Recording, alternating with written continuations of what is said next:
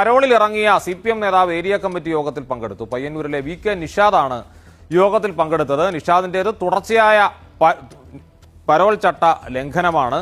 വിവരങ്ങളുമായി KC ബിബിൻ ചേരുന്നു.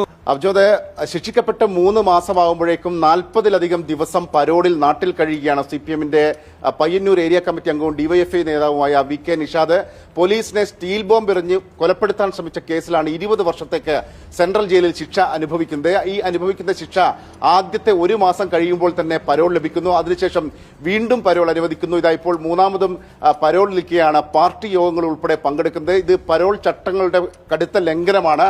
സാധാരണ നിലയിൽ അടിയന്തര പരോളാണ് ഇത്തരം കേസുകളൊക്കെ അനുവദിക്കുന്നത്. ഈ അടിയന്തര പരോൾ എന്ന് പറയുന്നത് കുടുംബങ്ങളുമായി ബന്ധപ്പെട്ട എന്തെങ്കിലും കാര്യങ്ങളായിരിക്കാം, മരണം, അസുഖം, അതുപോലെ ബന്ധുക്കൾക്ക് കൂടെ ആരുമില്ലാത്ത സാഹചര്യമോ മറ്റോ വന്നാലൊക്കെയാണ് അടിയന്തര പരോൾ അനുവദിക്കുന്നത്.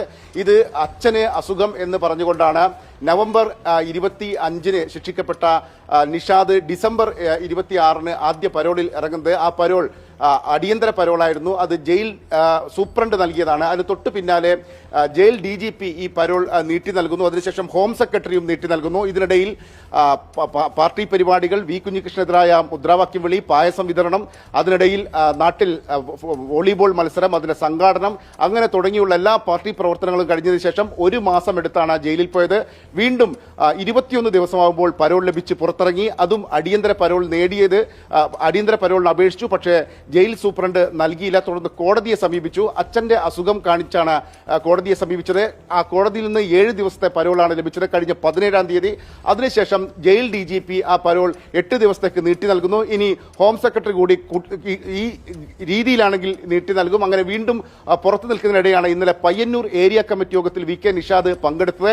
CPMന്റെ ജില്ലാ സെക്രട്ടറി KK രാഗേഷ് ഉൾപ്പെടെ പങ്കെടുത്ത യോഗമാണ് പയ്യന്നൂരിൽ ഇന്നലെ ഉണ്ടായത്. വലിയ തരത്തിലുള്ള വിമർശനങ്ങളൊക്കെ ആ യോഗത്തിൽ ഉണ്ടായിരുന്നു. V കുഞ്ഞികൃഷ്ണൻ ഉയർത്തിയ ആരോപണങ്ങളിൽ പാർട്ടി കണക്ക് തന്നെ പറയണമെന്ന് ആരോപിച്ചുകൊണ്ടായിരുന്നു ഒരു വിഭാഗം ആളുകൾ, 4-5 പേർ ശക്തമായി തന്നെ ഇക്കാര്യത്തിൽ വാദങ്ങൾ ഉയർത്തിയത്. ഈ സമയത്ത് മുതിർന്ന അംഗം ഉൾപ്പെടെ ആളുകളെ വിമർശിക്കുക കൂടി ചെയ്തിട്ടുണ്ട് VK നിഷാദ്. നിഷാദിനെ ജില്ലാ സെക്രട്ടറി തന്നെ യോഗത്തിൽ താക്കീത് ചെയ്തു. അത്തരം സംസാരങ്ങൾ വേണ്ടതില്ല എന്നൊക്കെ പറഞ്ഞു. അതായത് ഒരു കാരണവശാലും ഇത്തരത്തിൽ പാർട്ടി യോഗങ്ങളിലൊന്നും തന്നെ പാർട്ടി പരിപാടികളിലോ പരോളിൽ ഇറങ്ങുന്ന ആളുകൾ പങ്കെടുക്കരുത് എന്നാണ് ജയിൽ ചട്ടം.